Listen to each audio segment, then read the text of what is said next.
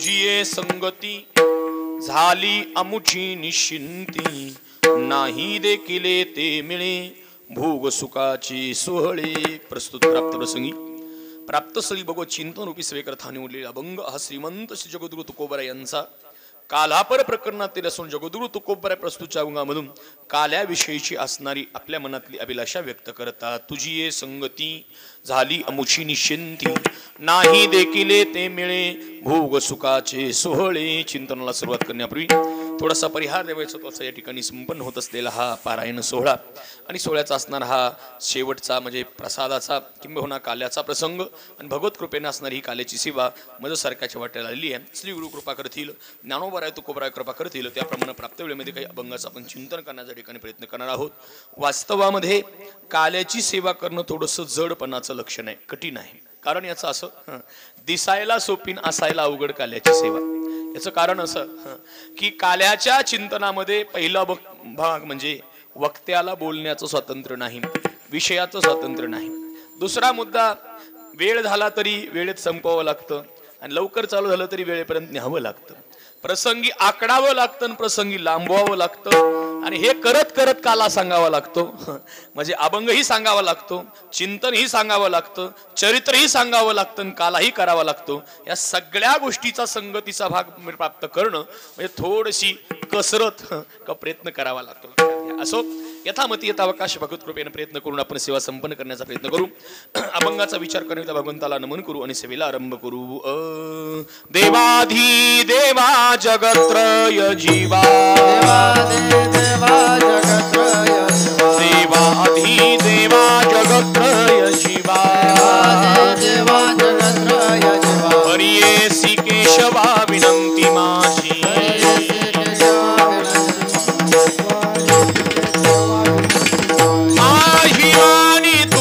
वर्णी गुणना तुझे वर्णी गुणना, जीवानी तुझे वर्णी गुणना, तुझे वर्णी गुणना, ऐसे वेळी प्रेम काही कळा, प्रेम काही कळा, प्रेम काही कळा. देवादी देवा जगत्रय जीवा, परियेसी केशवा विनंती माझी, माझी वाणी तुझे वर्णी गुणनाम, ऐसे दे प्रेम काही कळा. काय माझी वाणी मानेल संतासी, रंजवू चित्तासी अपुलिया, मस्तक हे पायावरी या वारकरी संतांच्या. तुझी संगती झाली अमुची निश्चिंती, नाही देखिले ते मिळे भोग सुखाचे सोहळे. जगद्गुरु तुकोबराय प्रस्तुतच्या अभंगामधून कालाप्राप्तीविषयी गोपाळांच्या मनामध्ये असलेली जी काही भावना आहे याचं वर्णन अभंगामधून केलेलं आहे. अभंगाचा विचार करण्यापूर्वी थोडीशी प्रस्तावना करू. अभंगाचं थोडंसं तात्विक चिंतन आपल्याला करायचं आहे आणि वेळेमध्ये जर काला उरकायचं असेल तर थोड्या चरित्रातल्या लीला बघून आपल्याला काला उरकण्याचा प्रयत्न करायचा आहे. तसं काल्याचं चिंतन करायला विस्तृत वेळेची आवश्यकता आहे, पण बऱ्याच ठिकाणी असाच प्रसंग घडतो की काही आयोजन संयोजनामध्ये इकडं तिकडं झाल्यामुळं वेळ होतो आणि मग ते उरकून घ्यावं लागतं. उन्हाचा काळ आहे, या सगळ्या गोष्टीचं लक्षात घेता अभंगाचा काही तत्वज्ञानाचा काही भाग आहे याचा विचार थोडा तुमच्याकडे ठेवण्याचा मी प्रयत्न करतो. वास्तवामध्ये काल्याचा अभंग हा श्लेष अलंकारामध्ये मोडत असल्याच्या योगानं या अभंगाचे दोन प्रकारचे अर्थ आपल्याला प्रतिपादन करता येतात. एक चरित्राच्या दृष्टिकोनातून त्याचा अर्थ असतो आणि दुसरा सांप्रत कालामध्ये तुम्हा आम्हाला साधनेमध्ये साध्यापर्यंत जाण्याकरता मार्गदर्शन करणारा तत्वचिंतनाचा भाग त्या अभंगामध्ये असतो. या दोन प्रकारचं चिंतन आपल्याला या अभंगामधून करून घेता येणं शक्य आहे.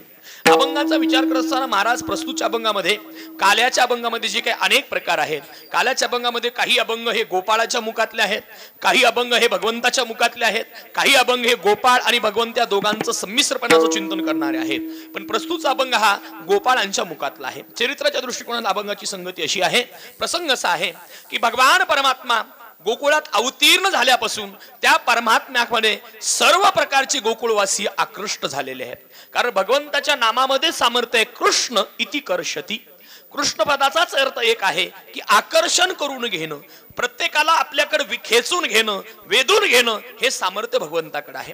आणि या सामर्थ्यामुळं अगदी लहानापासून गोपाळ, गोप, गोपिका, गवळणी, गोप हे सर्व भगवंताकडे आकृष्ट होत आहेत. प्रत्येक जण वेगवेगळ्या कारणाने भगवंताकडे येत आहे.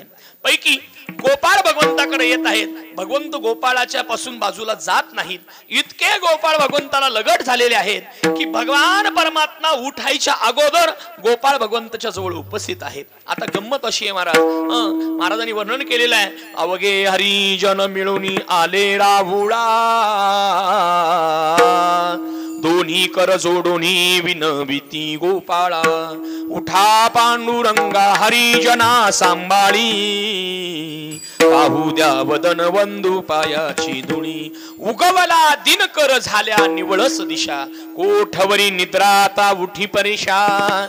म्हणजे भगवान परमात्म्याला उठवण्याकरताच गोपाळ तिथं गेलेले आहेत महाराज. आता गंमत अशी आहे महाराज, देव जरी असला तरी प्रातः काळामध्ये लागणारी जी झोप आहे त्या झोपेला एक आपल्याकडं नाव आहे, त्याला साखर झोप म्हणतात. का हो? ती झोप फार गोड लागते. वास्तवात जागीच असतात माणसं, पण उठू वाटत नाही, अंतरुणातून बाजूला निघू वाटत नाही. अगदी हीच परिस्थिती त्या भगवंताची आहे. भगवंत उठायला तयार नाही आणि गोपाळ मात्र दरवाजामध्ये येऊन दारामध्ये उठा पांडुरंगा हरिजना सांभाळी अशा प्रकारचा घोष करत आहेत. नाही इलाजच तो यशोदा माता उठवायला गेले आहे. यशोदा माता म्हणते, अरे कृष्णा, सर्व गोपाळ गोळा झाले म्हणे आणि तू खुशाल झोपलाय, उठ, गोपाळ आले.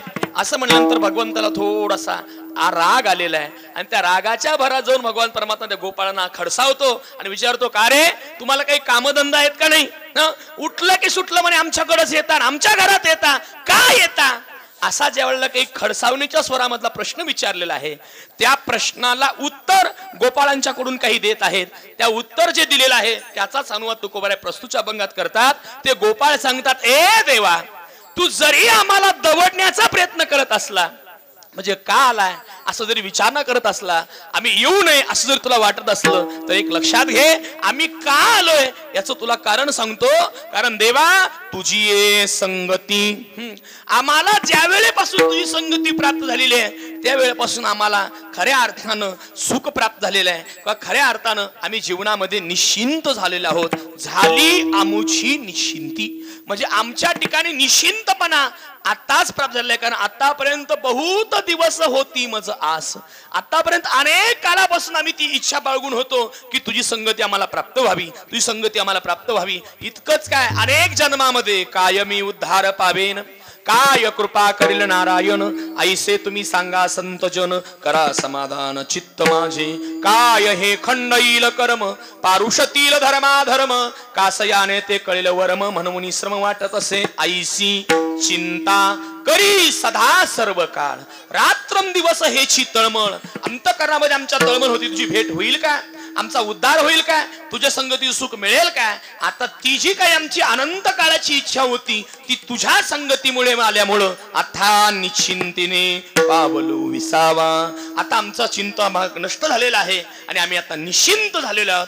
कसं निश्चिंत झालेलो आहोत त्याचं वर्णन पुढे करताना महाराज सांगतात, नाही देखील ते मिळे. देवा, आम्ही ज्याची कल्पना सुद्धा केली नव्हती, जे भोग सुखाचे सोहळे. आता एरवी भोगाचा आणि सुखाचा संबंध कसा लावायचा हा विचार तत्वज्ञानाचा भिन्न आहे, पण हित भोगाचा विचार करताना महाराज सांगतात, या भोग सुखाचे सोहळे जे ब्रह्मादिकांना मिळाले नाहीत, जे असणारे इंद्रादिकांना मिळाले नाहीत, अमरावतीच्या देवतांना मिळाले नाहीत, ते सुखाचे सोहळे मात्र आम्हाला उपभोगायला मिळतात केवळ तुझ्या संगतीमुळं. म्हणून देवा, आम्ही तुझ्या संगतीत. एवढंच नाही देवा, आम्ही तुझी संगत सोडून जर आम्ही घरी गेलो तर घरामध्ये काय आहे हेही आम्हाला आता चांगलं कळलेलं आहे. घरी ताकाचे सरोवर, त्या ताक म्हणजे असार असणारा संसार, आणि या संसारात आम्ही वैतागलेले आहोत, कंटाळलेले आहोत. आम्हाला आता कळलेलं आहे, इथं जर आलो तर आम्हाला या नवनीताचं सेवन करायला मिळेल, म्हणजे सारूप परमात्मा आम्हाला भेटेल. आणि सारूप परमात्मा भेटल्यामुळं आम्ही आता पक्क ठरवलेले आहे. तुका म्हणे आता तुला एकच सांगतोय म्हणे, आम्ही नवजो, म्हणजे तू आता कितीही आम्हाला दौडायचा म्हणजे घालवायचा प्रयत्न केला, तू किती जरी जा म्हणला तरी आम्ही मात्र आता तुझ्या संगतीतून जाणार नाही. कारण तुझ्या संगतीच्या सुखाचा आम्हाला अनुभव आलेला आहे. लाचावले मन लागणीसे गोढी, ते जीवे न सोडी ऐसे झाले. म्हणून तुला एकच सांगतोय, तू किती घालवायचा प्रयत्न केला तर आम्ही जाणार नाही. आम्ही नवज दवडिता नाही देखील ते मिळे, भोग सुखाची सुहोळी. चरित्राच्या दृष्टिकोनातून इतकाच त्याचा संक्षिप्त अर्थ आपल्याला करून घेता येईल, पण चरित्राबरोबरच आपल्याला थोडंसं तत्वज्ञान पाहायचं आहे. तो विषय असा, तत्वज्ञान काय करतं तर सांप्रत काळामध्ये तुम्हा आम्हाला परमार्थाचं मार्गदर्शन करतं. हा अर्थ अतिशय महत्वाचा आहे. कारण तुम्हा आम्हाला सुद्धा जसे गोपाळ भगवंताच्या संगतीचं सुख प्राप्त करून काल्यापर्यंत म्हणजे प्रसादापर्यंत करून जीवनाची कृतकृत्यता त्यांनी प्राप्त करून घेतली, तसंच तुम्हा आम्हाला सुद्धा या काल्याच्या प्रसंगामधून आपल्यालाही आपल्या जीवनाची कृतकृत्यता प्राप्त करून घ्यायची आहे. म्हणजे आम्हालाही काल्यापर्यंत जायचं आहे. आता तसं बघायला गेलं तरी प्रत्येक वर्षी 7 दिवसाचा पारायण सोहळा करून शेवटच्या दिवशी काला म्हणून आपण प्रसाद सेवन करतो. पण हा प्रसाद जो सेवन करतो त्या प्रसादाचं खरं स्वरूप वेगळं आहे आणि आपण जे काही प्रसाद करतो तो स्वरूप वेगळं आहे. हा त्याचा प्रतिकात्मक भाग आहे. म्हणजे आता जो काही आपण काला करत आहोत हे त्याचं प्रतीक आहे. वास्तवातला काला वेगळा आहे. वास्तवातला काला म्हणायचा कशाला, यासाठी आपल्याला काला म्हणजे काय हे समजायला पाहिजे. लक्षात येतं का बघा. त्याचे अनेक अर्थशास्त्रकारांनी संत वाङ्मयामध्ये केले गेले आहेत. तुका म्हणे काला कोटी अभेद देखिला, हा तत्वज्ञानाचा असणारा ब्रह्मजीव ऐक्याचा काला अर्थ केलेला आहे. तुकोबरेने तुम्हा आम्हाला कळण्याकरता हरिनामाचा खिचडी काला प्रेमी मोहिला साधनी असाही अर्थ केलेला आहे. म्हणजे काला म्हणजे काय तर काला या पदाला पर्यायी शब्द आहे प्रसाद. काला म्हणजे काय अगदी सोप्या भाषेत सांगतो, लक्षात घ्या. आपल्याला काला जोपर्यंत कळत नाही तोपर्यंत आपण का आला म्हणजे बोलणं कळतंय का बघा. काला जर नाही कळला तर तुम्ही का आला, कळलं तर कळलं नाही पुढे चला. काला कळला पाहिजे. काला म्हणजे काय तर काला पदाचा समानार्थी शब्द आहे प्रसाद. आणि या प्रसाद शब्दाची व्युत्पत्ती गीताकारांनी सांगितलेली आहे. प्रसादे सर्व दुःखानां हानिरस्योपजायते. काला म्हणजे प्रसाद आणि प्रसाद पदाचा अर्थ आहे सर्व प्रकारच्या दुःखाचं निवृत्तीकरण. म्हणजे सगळी जीवनातली दुःख नष्ट होऊन आनंद जीवनामध्ये प्राप्त होणं याला काय म्हणायचं, काला म्हणायचं. काला म्हणजे काय जीवनातलं दुःख जाणं हे कायमचं जाणं आणि परमानंद प्राप्त होणं तो कायमचा प्राप्त होणार काय म्हणलेला आहे, काला म्हणलेला आहे. आणि या काल्याकरता आपण प्रयत्न करायचा आहे. कोणत्या जीवनातलं दुःख जाण्याकरता आणि आनंद प्राप्त होण्याकरता. आता तसं बघायला गेलं तरी आजच्या काल्याच्या कीर्तनात सुद्धा तोच आनंद आहे. कसा आनंद आहे ऐका. आता जर विचार करायला गेलो तर 3 प्रकारची लोक आपल्या समाजात आढळतात. प्रकाराचे 3 केले असे जन. किती प्रकारची 3? कुठली कुठली? एक सात्विक प्रकारची आहे, एक राजसी प्रकारची आहे, एक तामसी प्रकारची आहे. काल्याचा अभंग किंवा काल्याचा आनंद हा तिघांनाही आहे. कसा आनंद आहे ऐका. सात्विक लोकांना प्रसाद मिळणार म्हणून आनंद आहे. ऐका सात्विक लोकांना कशाचा आनंद होतो, आज आपल्याला बाबा प्रसाद मिळणार म्हणजे आपल्याला जीवनाची कृतकृत्यता प्राप्त होणार म्हणून सर्वांना आनंद आहे. राजसी लोकांना आज कृष्ण परमात्म्याच्या लीला ऐकायला मिळणार, लीलेचं सुख मिळणार म्हणून राजसी लोकांना आनंद आहे. तसा तामसी लोकांना सुद्धा आनंद आहे. कशाचा? गेली 7 दिवस चाललेली जी काही कटकट होती हे आवाज दंगा गोंगाट प्रकरण आज मात्र संपणार. आज सगळं गाव शांत होणार. आज सुखे मी निजलोगा असं होणार म्हणून तामसी लोकांना सुद्धा आनंद आहे. सात्विकाला प्रसादाचा आनंद आहे, राजसाला लीलेचा आनंद आहे आणि तामसी लोकांना ह्या असणाऱ्या गोष्टी असह्य वाटत त्याचा त्यांना आनंद आहे. असू द्या कोणत्या का प्रकारानं सगळा आनंदच आहे. आनंद हे काल्याचं स्वरूप आहे. आता काला प्राप्त होणं म्हणजे काय होणं, जीवनातलं दुःख कायमचं जाऊन परमानंद स्वरूपाची तिची प्राप्ती होणं. आणि ही प्राप्ती कशी प्राप्त करून घेतली याचं गोपाळाने दिलेलं उत्तर अभंगात आहे. गोपाळ सांगतात हे सगळं जे निश्चिंतीकरणाचं प्रकरण म्हणजे सुखाचं प्रकरण म्हणजे काल्याचं प्रकरण घडलं हे केवळ आणि केवळ तुझ्या सुखात आल्यामुळं. आता वास्तवामध्ये हा काला संपादन करणं कठीण आहे. किती कठीण आहे तर या काल्याकरता महाराज पुरुषार्थ प्रयत्न आणि प्रतीक्षा आणि प्राप्ती असे टप्पे पार पडून मग त्या प्रसादापर्यंत जाता येतं. म्हणजे ज्याला काला प्राप्त करून घ्यायचा आहे, आनंद प्राप्त करून घ्यायचा आहे त्याच्याकरता त्याला पहिल्यांदा पुरुषार्थ करावा लागतो. कोणता पुरुषार्थ करावा लागतो तर काला करण्याकरता जीवनामध्ये चाललेल्या प्रवाहाला सोडून प्रवाहाच्या विरुद्ध दिशेने येऊन आपल्याला जीवनाचा पुरुषार्थ दाखवावा लागतो. आता चाललेला प्रवाह कोणत्या दिशेने, जास्त वेळ घेत नाही सोपादीपणाने सांगतो. चाललेला प्रवाह महाराज विषय ओढी भुलले जीव आता यांची कोण करील कीव नुपजे नारायणी भाव पावनी ठाव नरदेह. थोडस लक्ष द्या. आपल्याला जर काला मिळवायचा असेल म्हणजे काला शब्दाचा अर्थ आपण केला आनंद सुख, हे जर मिळवायचं असेल तर काय करावं लागेल, त्याच्याकरता जीवनाचा करावा लागेल. कोणता पुरुषार्थ करावा,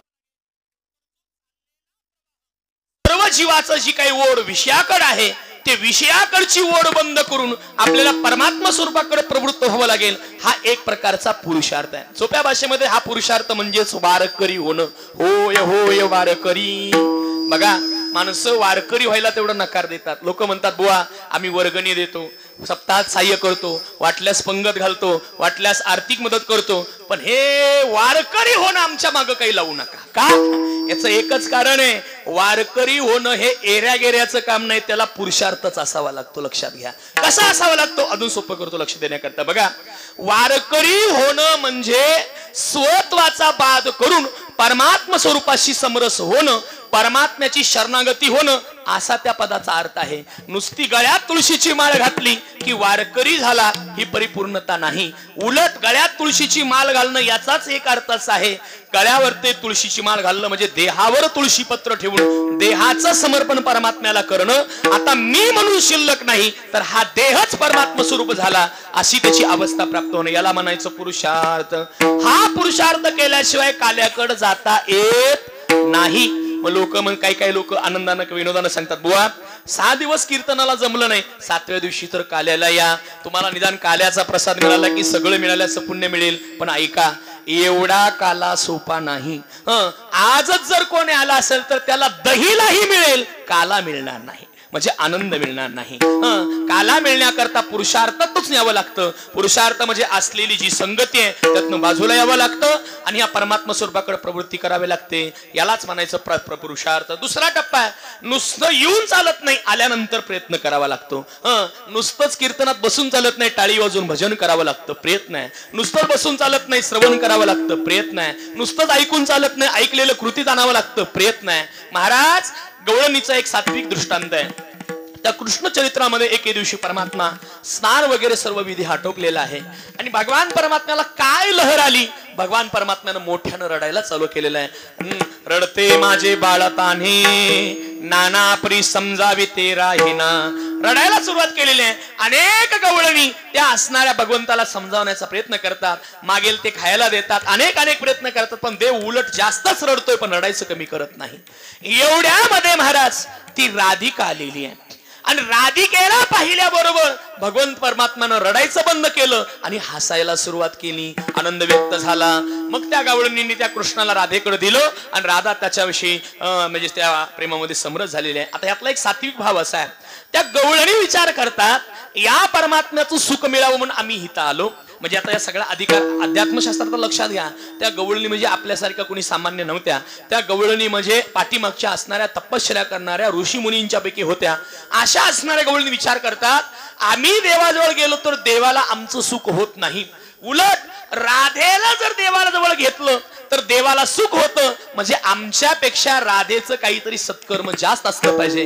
त्या गवळणी विचारतात, राधे तू असं काय केलंय ग की तुझ्या या करण्यामुळं देवाला तुझा आनंद आहे आणि आमचं मात्र दुःख आहे, म्हणून तर देव आमच्या जवळ रडतो आणि तुझ्या जवळ हसतो, म्हणजे त्याला आनंद वाटतो. त्यावेळेला राधेनं जे उत्तर दिलं ना त्याचं निळोबरांनी फार गोड वर्णन करून सांगितलं. नित्य श्री हरीचे आठविते गुण,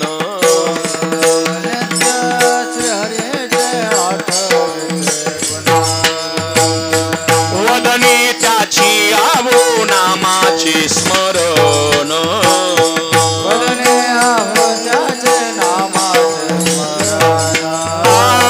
हृदयी धरोनी या निज भावे चरण, हृदयी धरोनी या निज भावे करिते अनुदिनी हेची अनुष्ठान हो,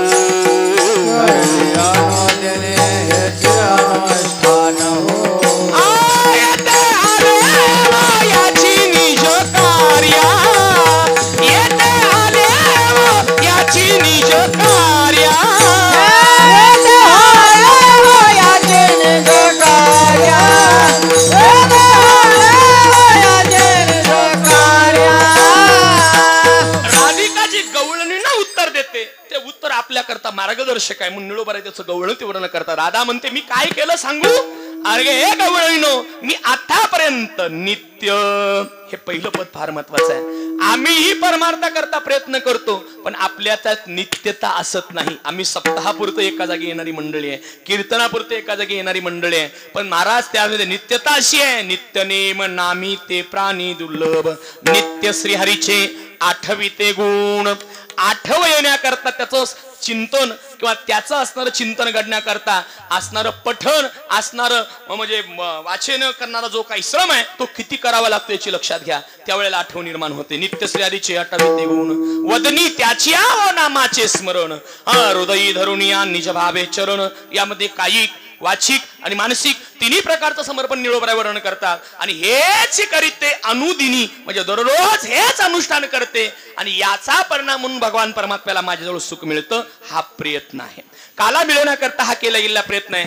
तुम्हा आम्हाला सुद्धा हा प्रयत्न करावा लागेल, त्याच वेळेला काल्याकडे वाटचाल होईल. म्हणजे काला मिळवण्याकरता पहिला टप्पा पुरुषार्थ, दुसरा टप्पा प्रयत्न. आता एवढं केल्यानंतर लगेच मिळेल अशी अपेक्षा नाही. तिसरा टप्पा प्रतीक्षेचा आहे. सगळ्यांच्या पाठातलं प्रमाण आहे, पाहे प्रसादाची वाट. वाट म्हणजे काय हो? प्रतीक्षा. लगेच प्रसाद मिळत नाही. आज सुद्धा आजचा काला मिळण्याकरता आपल्याला लगेच काला झाला का हो? मला सांगा, पहिल्या दिवशीचा बुवा कोण होता? कोण असेल? त्या बुवांना काला करता येत नव्हता का हो? जर ठरवलं असतं त्याने आज काल्याचंच कीर्तन करायचं, जमलं असतं का नाही? पण केला का? नाही महाराज, वाटच बघावी लागते त्याला, प्रतीक्षा. जसं अगदी आपला हा दही लाईचा काला मिळण्याकरता प्रतीक्षा आहे, तसं परमात्म स्वरूपाची प्राप्ती आनंद मिळण्याकरता सुद्धा प्रतीक्षाच करावी लागते. करोनी विश्वास धरीहीन करिता देव हाची निर्धार, तयाचा वा हे योगक्षेम भार, नाही अंतर तुका म्हणे. माझी प्रतीक्षा करावी लागते, आणि प्रतीक्षेनंतर प्राप्ती म्हणजे प्रसाद प्राप्त होतो. अशी ही काल्याची संगती आहे. म्हणजे हे थोडस कठीण प्रकरण आहे. मग आपल्याला हे प्रकरण जर प्राप्त व्हायचं असेल तर या अभंगाचा तात्विक अर्थ काय निघतो? तर तात्विक अर्थ असा आहे, तुझी हे संगती म्हणजे परमात्म्याच्या संगतीमध्ये हे सुख प्राप्त होतं. आता परमात्म्याची संगती कशी प्राप्त करायची? किंवा आता त्या गोपाळांना असणाऱ्या भगवंताची संगत होती, तुम्हा आम्हाला ती संगत आहे का? आणि जर ती आपल्याला नसेल तर मग हा काला मिळणं शक्य आहे का? आणि हे जर मिळणंच शक्य नसेल तर मग 2 तास कीर्तन करून तर काय उपयोग आहे? अशी तुम्हाला कदाचित भ्रांत बुद्धी होईल. पण ऐका, आजही आम्हा तुम्हाला भगवंताची संगती मिळणं शक्य आहे का? भगवंताची संगती करता येणं शक्य आहे. भगवंताची संगती म्हणजे काय? तर भगवंताचं कलियुगातलं काय स्वरूप आहे याचं चिंतन आपण केलं पाहिजे. आजचं कलियुगातलं स्वरूप म्हणजे भगवंताचं असणारं ज्ञानोबारांनी वर्णन करून सांगितलं. नाम जप यज्ञ तो परम, बाधू न शके स्नानादी कर्म, नामे पावन धर्मा धर्म. शेवटचा तुकडा, नाम परब्रह्म वेदार्थे. वेदार्थानुसार नाम काय आहे? परब्रह्म आहे. म्हणजेच नाम काय आहे? देव आहे. आणि या नामाची संगती करणं म्हणजे तुझी ये संगती. पण एवढं सांगितल्यावर लोकांना सहज पटत नाही महाराज.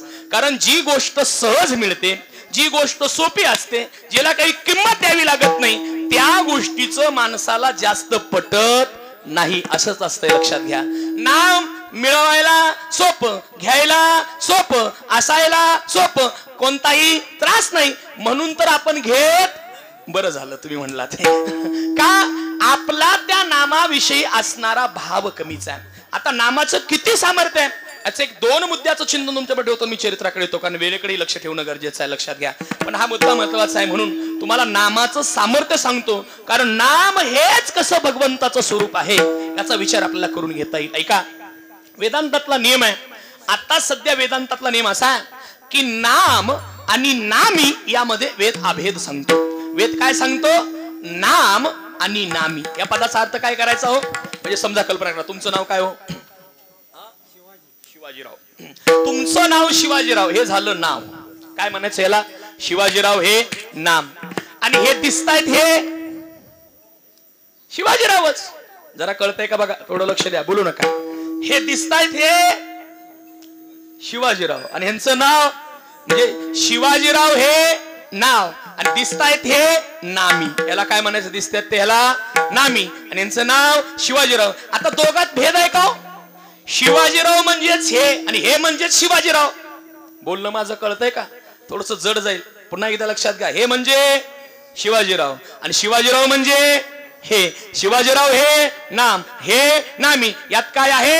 बीजानी फळ हरीचे नाम, सकळ पुण्य सकळ धर्म, सकळ कळांचे हे वर्म, निवारी श्रम सकळ ही. तुम्हाला नाही पटलं तर शास्त्र सांगतोय का भगवंत देव देव म्हणजे काय हो? देवाचं स्वरूप वर्णन केलंय, सच्चिदानंद रूपाय. देव कसा आहे? सच्चिदानंद. आता त्याची फोड करा. सच्चिदानंद पदाची सद चिद आनंद म्हणजे सदरूप, चिद्रूप, आनंद रूप. देव कसा आहे? सदरूप म्हणजे सत्य, चिद्रूप म्हणजे ज्ञानरूप, आनंद रूप म्हणजे आनंद रूप. परमात्मा हा सच्चिदानंद रूप आहे.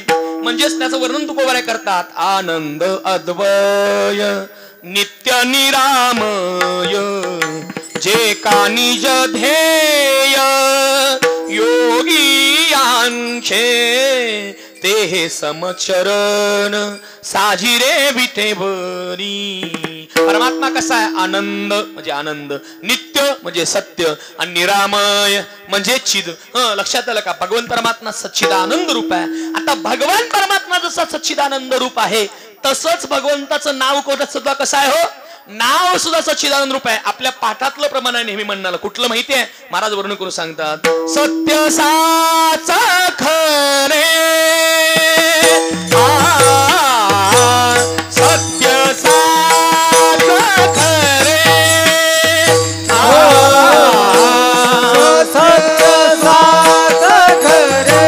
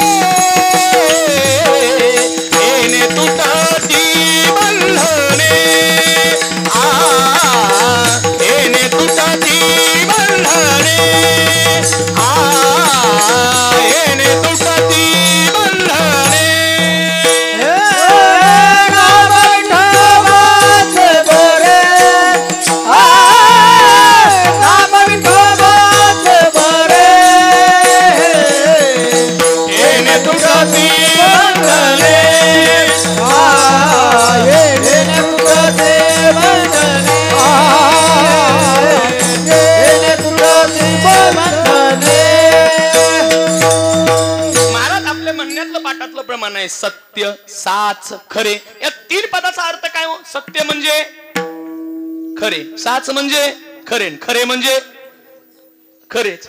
असं आहे का? त्रिकाल किंवा त्रिपुटी नाही, तर याचं शास्त्रकारांनी केलेलं वर्णन आहे. सत्य साच खरे म्हणजे यात भगवंताचं स्वरूप सांगितलंय, नामाचं स्वरूप सांगितलंय. भगवंत सच्चिदानंद आहे ना, तसं भगवंताचं नाम सच्चिदानंद. त्याचं पहिलं पद सत्य म्हणजे सदरूप, साच म्हणजे चिद्रूप, आणि खरे म्हणजे आनंद रूप, असं त्याचं वर्णन आहे. म्हणजे भगवंताचं नाम सुद्धा सच्चिदानंद रूप. तुम्हाला नाही पटलं तर दुसरी उदाहरण देता येतील. प्रत्येक प्रमाणाला आपल्याकडे प्रमाण आहे. सत्य, भगवंताचं नाम कसं आहे? भगवंत कसा आहे? सत्य तू, सत्य तू, सत्य तू विठ्ठला. आता भगवंताचं नाम कसं आहे हो? सृष्टीची या उपक्रमा पूर्वी गा विरोत्तमा, वेडा ऐसा ब्रह्मा एकला होता, मज ईश्वरा ते नोळके, ना सृष्टी ही करू शके, तो थोर केला एके. पुढं काय? नामे जेने, ज्या नामानं ब्रह्मदेवाला सृष्टीपणातलं ज्ञान मिळालं, म्हणजे नाम त्या काळापासून आहे म्हणून नाम सत्य आहे. सत्य एक पद झालं. साच, नाम कसा आहे? नाम साच आहे म्हणजे चिद्रूप आहे, म्हणजे ज्ञानरूप आहे. महाराज वर्णन करतात, तुका म्हणे नाम चैतन्य हे निजधाम, चैतन्य नाम चिद्रूप, आणि आनंद गोड तुझे नाम आवडते मज, किंवा गोड तुझे रूप, गोड तुझे नाम. गोड गोड गोड काय आहे? भगवंताचं नाम म्हणजे आनंद रूप आहे. तुम्हाला हे जरा कळायला जड जाणार आहे म्हणून तुम्हाला नामाची संगती सांगतो. मला यातनं काय प्रतिपादन करायचं आहे?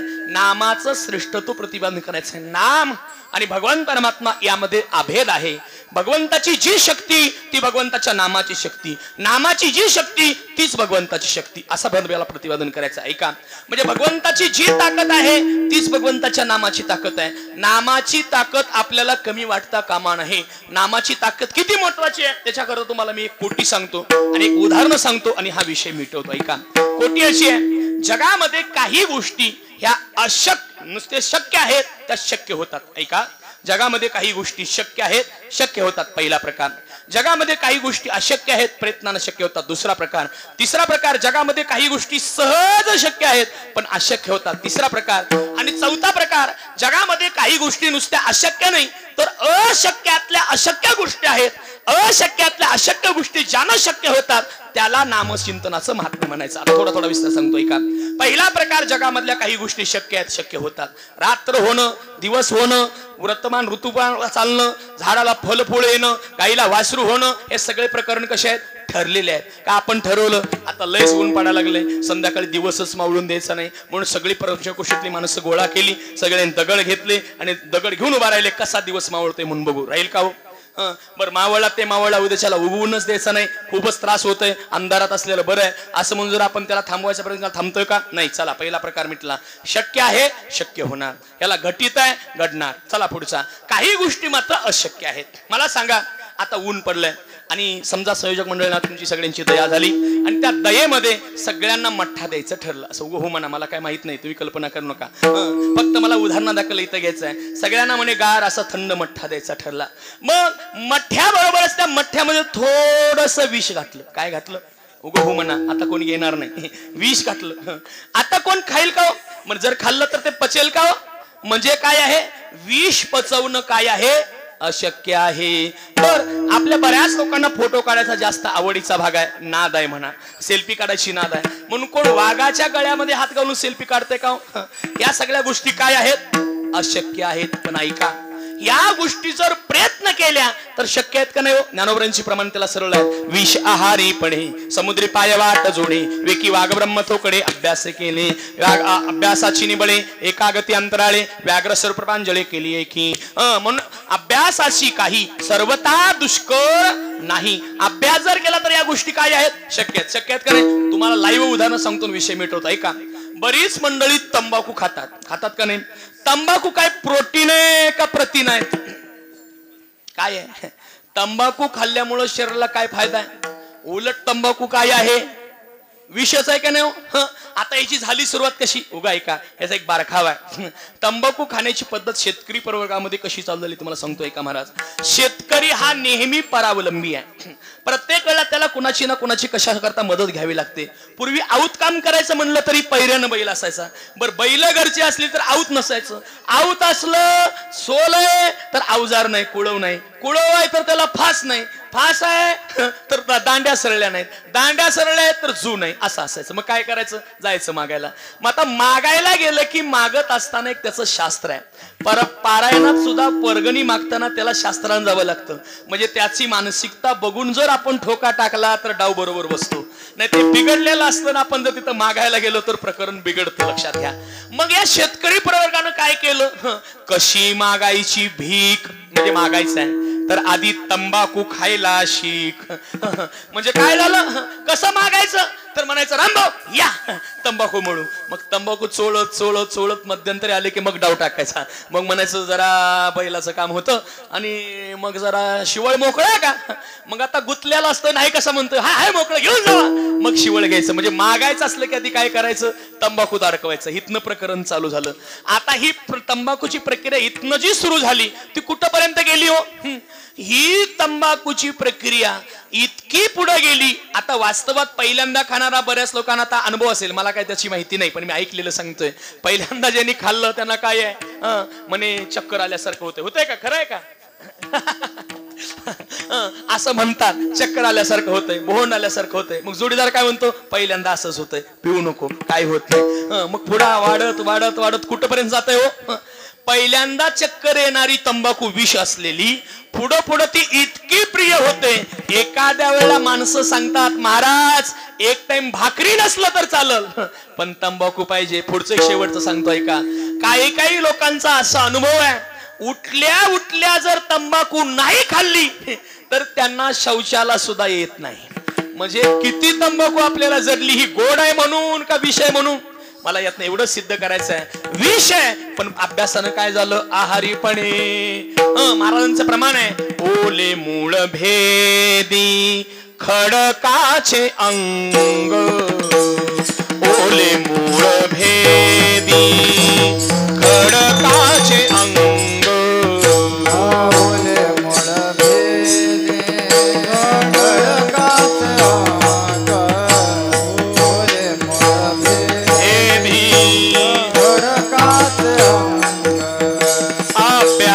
अभ्यासासी सांग कार्य सिद्धी अभ्यासाचे सांग कार्य सिद्धी अभ्यासासी सांग कार्य सिद्धी अभ्यासाचे सांग कार्य सिद्धी नवे ऐसे काही नाही अवघड नवे ऐसे काही नाही अवघड नवे ऐसे काही नाही अवघड ऐसे काही नाही अवघड ऐसे काही नाही अवघड ऐसे काही नाही अवघड तुकोबाई आपल्या परिचित दृष्टांत देतात. बाबा एरवी विचार करायला गेलं तर खडक इतका कठीण आहे. तुम्ही तर डोंगर भागात राहणारी माणसं आहे, तुम्हाला कल्पना आहे. एखाद्या वेळेला जेसीबी सुद्धा बंद पडतं का नाही. अगदी ब्लास्टिंग केलं तरी सुद्धा काही वेळेला ते उडत नाही. एवढा कठीण खडक. पण याही खडकाच्या खाली जर बारीक शोध घेतला तर आपल्याला झाडाची मुळी आढळते का नाही हो. मग झाडाच्या मुळीची ताकद जास्त का जेसीबीची ताकद जास्त? काय म्हणणं आहे तुमचं? जेसीबी कुणीकडून मुळी कुणीकडून. पण मुळी असते केवढी? सुई एवढी. मग एवढी मुळी त्या खडकात शिरते कशामुळं? अभ्यासाशी सांग कार्य सिद्धी. अभ्यासामुळं असाध्य ते साध्य करिता सायास कारण अभ्यास तुका म्हणे. म्हणजे काही गोष्टी अशक्य आहेत अभ्यासानं शक्य होतात. आता तिसरा एक प्रकार आहे. काही गोष्टी मात्र सहज शक्य आहेत पण अशक्य होतात. तुम्हाला लाईव्ह उदाहरण सांगतो. आता इतर आपण सगळे कशा करता जमलो हो? कीर्तना करता. बरोबर आहे. कीर्तनाचं मुख्य काम काय आहे? हातानं टाळी वाजवणं आणि मुखानं भजन म्हणणं. बरोबर आहे का नाही. आता इथं बसल्या बसल्या भजन करणं शक्य आहे का अशक्य आहे? शक्य आहे. बरोबर आहे. पण शक्य झालं का हो? जमलं का आपल्याला? हे जमलं का? मला एवढं मी तुम्हाला करा म्हणतच नाही, माझा काही संबंध नाही. मला फक्त एवढंच म्हणायचंय, आपण भजना करता आलो का नाही? हिचं कीर्तन ऐकायचं म्हणजे प्रत्येकाला टाळी वाजवून भजन करायचंय का नाही? बरं हे शक्य आहे का अशक्य आहे? शक्य आहे. मग अशक्य झालं का नाही झालं? म्हणजे काही गोष्टी सहज शक्य आहे. अजून एक उदाहरण सांगतो लक्ष देण्याकरता. संसार सोडणं शक्य आहे का अशक्य आहे हो? माझं वाक्य परत एकदा ऐका. चाललेला संसार सोडणं शक्य आहे का अशक्य आहे? तुम्ही बोलणार नाही, हुशार माणसं आहे कोल्हापूरची. लक्षात घ्या. तुम्हाला उत्तर सांगतो. सहज शक्य आहे. संसार सोडणं काय आहे? सहज शक्य आहे. कारण संसारात आपल्याच्यानं काही नडलेलं नाही. आपण त्याला चिटकून बसलोय. आपण म्हणतोय माझ्यामुळं चालतंय. आपलं कसं झालंय सांगू का? उगं तुम्हाला लय आळस येऊन सांगतोय का? मामासाहेब दांडेकरांचा दृष्टांत आहे. मामासाहेब सांगायचे पूर्वी म्हणे बैलगाडी चालायची आणि त्या बैलगाडीच्या खाली पेटीपाशी कुत्र चालायचं. घरचं पाळलेलं कुत्र असायचं आणि ते पेटीच्या खालनं चालायचं आणि पेटीच्या खालनं चालत चालत ते पुढे गेलं. गाडी सोडली की ते बाजूला यायचं, झाडाखाली बसायचं आणि जीभ बाहेर काढून ते थोडस धापा टाकायचं, हॅ हॅ हॅ करायचं. मग ती बाकीची कुत्री त्याला विचारायची, काय रे म्हणे, तुला एवढ्या धापा टाकायला काय त्रास झाला?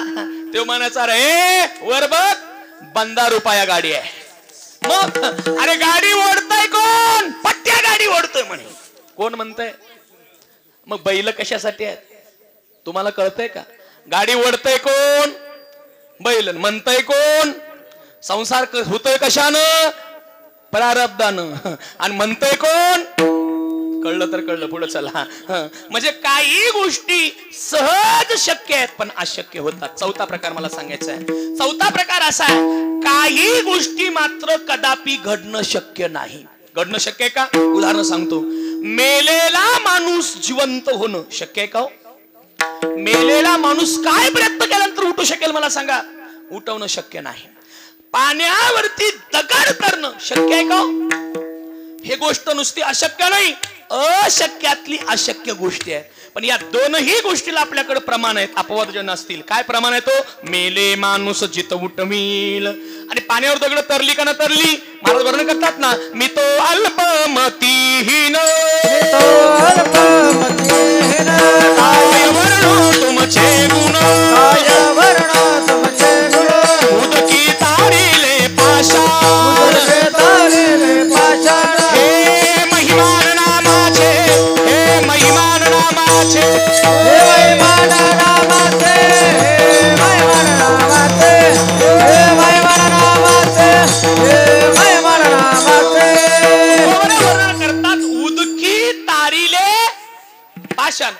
पाषाण. पाषाण म्हणजे काय? दगड. पाण्यावरती दगड तरली असं महाराज सांगतात. कशानं तरली? हे महिमान नामाचे. एवढं नाम श्रेष्ठ आहे. मला सांगायचं काय होतं एवढ्या सगळ्यातनं, एवढं नाम मोठं आहे, एवढं नाम श्रेष्ठत्वाचं आहे, म्हणून नामाची संगती करणं म्हणजेच भगवंताची संगती करणं. तुम्हाला नाही कळलं? एकच वर्तमान काळातला पुरावा ठेवतो आणि हा विषय मिटवून चरित्राकडे येतो. ऐका, मला हे रामायणातलं उदाहरण एखाद्याला कदाचित पटणार नाही किंवा काही लोक मान्य करणार नाहीत. काही लोक म्हणतील हे लोकांनी उगा आपलं सांगायला केलंय, अशी म्हणणारी बरीच लोक आहेत. सगळ्याला पटेल कळेल असं उदाहरण सांगतो. चालू काळातला प्रभाग आहे. आता चालू असलेलं जे 2000 साल आहे, याच्या अगोदर 350 ते 400 वर्ष चला, साधारणतः शिवाजी महाराजांच्या काळामध्ये 16व्या शतकातली घटना आहे. घटना अशी आहे की तुकाराम महाराजांनी ज्या वेळेला त्या असणाऱ्या गाथ्यासारखं वेदांतावर भाष्य करणारं वाङ्मय पंचम वेद गाथा निर्माण केला आणि महाराजांचं चालू असलेलं जे काही वाऱ्या हाती माप चाले सज्जनाचे, कीर्ती मुख त्यांचे नारायण, त्यांची जी पसरलेली कीर्ती आहे ती काही लोकांना बरं वाटत नव्हती. आता हे तेव्हापासून आहे बरं. काही लोकांना गावातल्या काय असतंय, काही गोष्टी बऱ्या वाटत नाहीत. त्यामुळे पुढहून जे बरे करतात त्या लोकांनी त्यांच्याकडे बघायची गरज नाही, हे लक्षात ठेवा. कारण तुकाराम महाराजांसारख्याला सुद्धा विरोध करणारे मंबाजी बुवा सारखी मंडळी होती. आता मंबाजी बुवा सुद्धा काही बाहेरचा माणूस नव्हता, संप्रदायातलाच होता. पहिला जुना कीर्तनकार होता, लक्षात घ्या. कारण त्या काळापासून 2 बुवा, 2 आवा, 2 जावा यांचं पटत, 2 गाणारे, 2 वाजवणारे का पटत नाही, याचं एक शास्त्रीय कारण सांगतो महाराज. याचं कारण असं आहे की प्रत्येकाला स्थान भ्रष्ट होण्याची भीती आहे. इथे एक भय आहे. ते कोणतं? जर माझ्यापेक्षा तो श्रेष्ठ ठरला गेला तर माझी जागा गेली तर, म्हणून माणसं तुलनात्मक माणसाला जवळ येऊ देत नाहीत. ही तेव्हापासूनच आहे. मंबाजी बुवांचा प्रसंग असाच झाला. मंबाजी बुवा कीर्तनकार होते, पण तुकाराम महाराजांनी ज्या वेळेला कीर्तन करायला सुरुवात झाली त्यावेळेला महाराज हळूहळू इकडची गर्दी कमी झाली आणि इकडे वाढायला लागली. तेव्हापासून मंबाजी बुवांच्या पोटात दुखत होतं, कधी एकदा ह्याला खाली घेईन. आता लक्षात घ्या, असं करण्यासाठी त्यांनी अनेक प्रयत्न केले. स्त्रीला पाठवलं, एकांतामध्ये उपयोग झाला नाही. गावातल्या लोकांना पाटलाला काही खांगून बघितलं, उपयोग झाला नाही. भांडणं कडून बघितली, काठीनं मारून बघितलं. आता प्रयोग लक्षात घ्या बरं का साधक मंडळी, आपल्याला ह्यातला कुठलाच प्रयोग झालेला नाही. आता याची 2 कारण आहेत. अजून आपण परीक्षा देण्याच्या योग्यतेला आलेलो नाही, हे त्याचं पहिलं कारण आहे. आणि तसं केलं नाही, भगवंताची कृपाच आहे. असं केलं तर आपण इकडे आलो नसतो. समजलं पुढे चला. मग महाराजांच्यावर अनेक प्रयोग करत असताना मंबाजीनं शेवटचं हत्यार काढलं. कोणतं? आपल्याच्यानं काम होत नाही म्हणल्यावर त्यांनी मोठ्या लोकांशी अनुसंधान साधलं. रामेश्वर शास्त्री संघ संबंध साधला आणि रामेश्वर शास्त्रीला भडकावून दिलं. काय भडकवलं? म्हणे तुम्ही शास्त्री असून तुमचं कोण ऐकत नाही आणि ह्याला काही येत नाही तरी लोक ह्याच्या पाठीमागे लागतात. असं म्हणल्या कोणत्याही माणसाचा अहंकार जागा झाला की तो माणूस मागचं पुढचं बघत नाही. मग त्याला मी कोण आहे पुढचा कोण आहे हे कळत नाही. अशा प्रकार झाला. रामेश्वर शास्त्री हे शास्त्री होते, म्हणजे काही सामान्य नव्हते. लक्षात घ्या, रामेश्वर शास्त्रींचा विशेष अधिकार होता.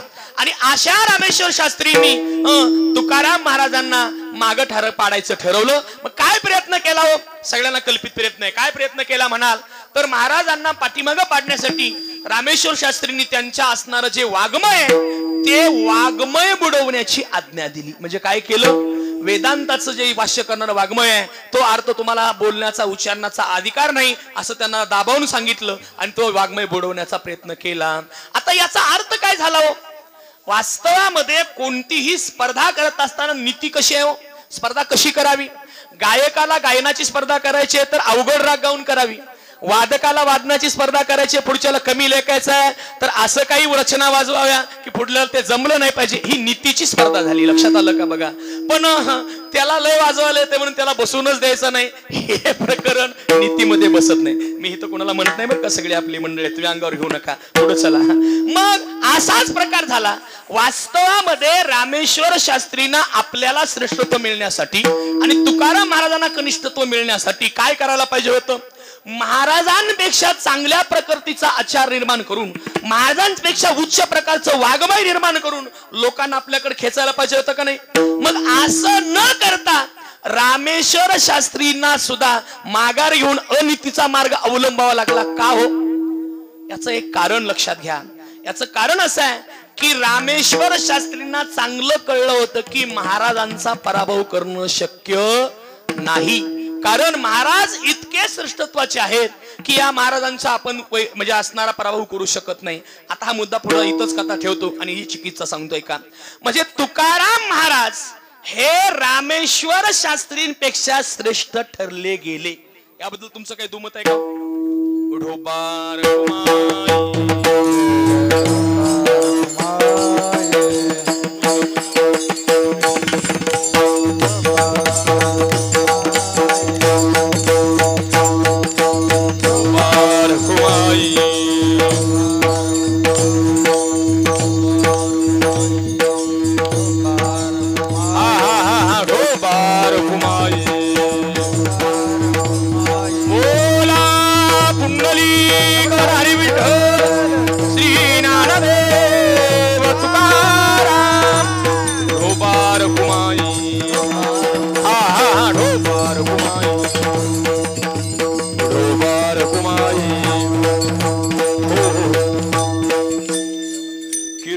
लांबायचं नसेल तर पुढे लक्ष द्या. तुम्ही जर एकीकडे लक्ष दिला तर मी पुढे लांबवत राहणार. लक्षात घ्या. अजून माझ्याकडे हातात बराच चान्स आहे. मी चरित्र सांगायला सुरुवातच केलेली नाही आणि चरित्र सांगण्यापर्यंत मला जवळजवळ 2 तासाची गरज आहे. भिवू नका. मग किती उशीर तुम्ही बघणार आहे बघा. त्यामुळे पुढे लक्ष दिला तर मी वेळेत सोडणार आहे. जर तुम्ही त्यांच्याकडेच बघत राहिला काळजी करू नका, मग तुम्हाला उठूनच देणार नाही मी. लक्षात घ्या. परत बोला नाही तर न बोला, पण आतापर्यंत माझ्या हातात चान्स आहे. लक्षात घ्या. पुढे लक्ष द्या. एवढाच भाग मला कंटिन्यू करून चरित्राकडे यायचा. लक्षात घ्या. मला सांगायचा मुद्दा असा होता, रामेश्वर शास्त्रींनी नीतीचा मार्ग न अवलंबता अनितीचा मार्ग अवलंबला. याला कारण असं आहे की रामेश्वर शास्त्रींना कळून चुकलं होतं की महाराजांचा पराभव हे नीतीशास्त्रानं करणं शक्य नाही. याचाच दुसरा अर्थ काय झाला? रामेश्वर शास्त्रींपेक्षा सुद्धा तुकाराम महाराज श्रेष्ठ ठरले गेले. ज्ञानानं ठरले गेले का न गेले? तुमचं काय म्हणणं आहे? रामेश्वर शास्त्री हे शास्त्री होते. आता शास्त्री म्हणजे अलीकड लावतात पदवी तशी नाही. म्हणजे विनोदाचार्य, अमुंगाचार्य, तमुकाचार्य हे आपल्या लावलेल्या पदवी, अशी शास्त्री पदवी नाही. रामेश्वर शास्त्रींना शास्त्री ही पदवी आहे, ती ज्ञान संपादन करून पदवी आहे. वेदांतामधलं ज्ञान संपादन आहे. शास्त्री पदवीचा एक अर्थ असा आहे की ज्याच्या ठिकाणी दशग्रंथांचं पठण आहे, म्हणजे ज्याला 10 ग्रंथ पाठ आहेत त्याला शास्त्री म्हणतात. किती ग्रंथ पाठ पाहिजेत? 10. आपल्याला हरिपाठ पाठ नाही, त्या लोकांनी शास्त्रीचं माप काढावं का? माझं बोलणं कळतंय का तुम्हाला? आपल्याला अजून हरिपाठ म्हणायला नीट येत नाही, म्हणजे एक ग्रंथ जमला नाही, शास्त्रीचं काय वर्णन करावं? पण एवढे मोठे शास्त्री, त्यांना सुद्धा माघारी घ्यावी लागली. आता याच्या उलट तुकोबरांची चिकित्सा करा. तुकाराम महाराज शास्त्र शिकण्याकरता कोणाकडे गेले होते का? महाराजांनी कुठं जाऊन कुंटाकडे अनुग्रह घेतला होता का? बर, अमक्या ठिकाणी हरिद्वारला 12 वर्ष, ह्याला काशीला 12 वर्ष असं शास्त्राध्ययन केलं, असं कुठं पद्धत आहे का? मग कोणत्याच प्रकारचं शिक्षण न घेता, कोणत्याही प्रकारचा विशेष अभ्यास न करता, म्हणजे शास्त्राचा फक्त अपवाद म्हणला तर सत्य गुरुराये कृपा मज केली, ती बी कुठं केली? स्वप्नामध्ये. मानली फरक पडत नाही, नाही मानली तरी फरक पडत नाही. एकच अपवाद आहे. हा जर अपवाद वजा केला तर महाराजांना रामेश्वर शास्त्रीपेक्षा मोठे पण मिळण्याचं, किंवा रामेश्वर शास्त्रीला जे कळत नाही ते कळण्याचं ज्ञान महाराजांच्या ठिकाणी आलं कुठून आलं? याचं उत्तर आता आपल्याला तर काय कळणार आहे? रामेश्वर शास्त्रीला कळत नाही ते तुम्ही आम्ही किस गल्ली में गलबल अंदर ये में कसकस. महाराजांची उंची आपण कोण मोजणार आहे? मग याला एकच पर्याय, महाराजांना शरण जाऊ आणि महाराजांना विचारू, महाराज तुम्ही असं काय केलं की जे केल्यामुळे तुम्हाला हे ज्ञान प्राप्त झालं, म्हणजे चिद्रूपता प्राप्त झाली, तुम्ही अजरामर झाला म्हणजे सुद्रूपता प्राप्त झाली, तुमच्या ठिकाणी नित्य नवा आनंद आहे म्हणून आनंद रूपता आहे, हे कशानं मिळालं? याचं उत्तर महाराजांनी फार गोड दिलं. महाराज सांगतात ते कसं कळालं? हे जे मला मिळालं ते तुम्हालाही मिळायचं असेल तर मी त्याला पर्याय सांगतो. आम्ही काय केलं? न कळे ते कळ येईल उगले, न कळे ते कळ येईल उगले, न कळे ते कळे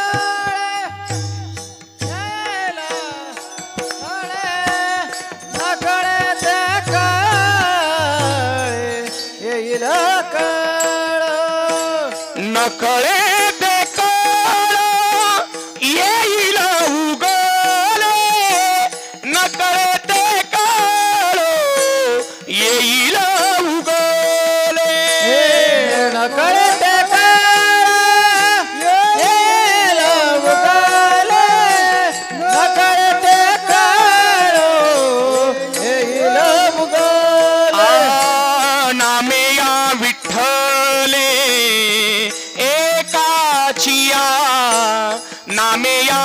विठ्ठले एकाचिया नामे या विठ्ठले एकाचिया न दिसे ते दिसो येईल उगले न दिसे ते दिसो येईल उगले न दिसे ते दिसो येईल उगले न दिसे ते दिसो येईल उगले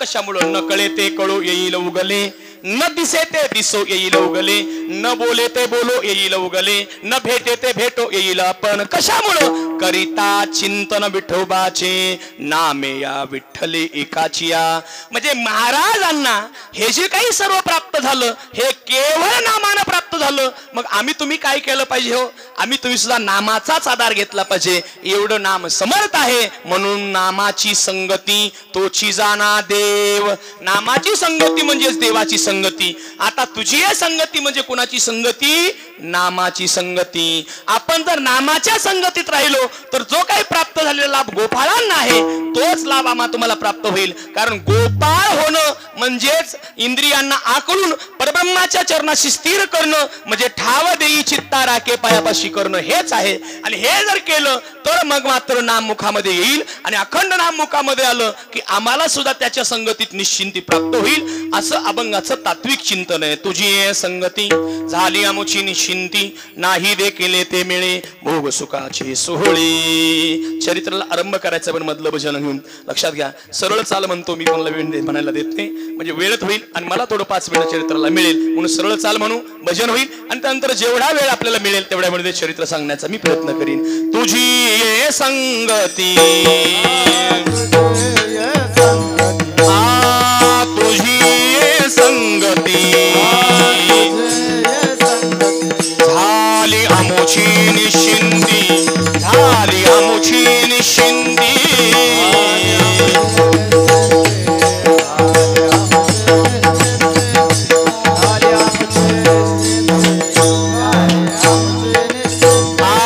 नाही देखील ते मिळे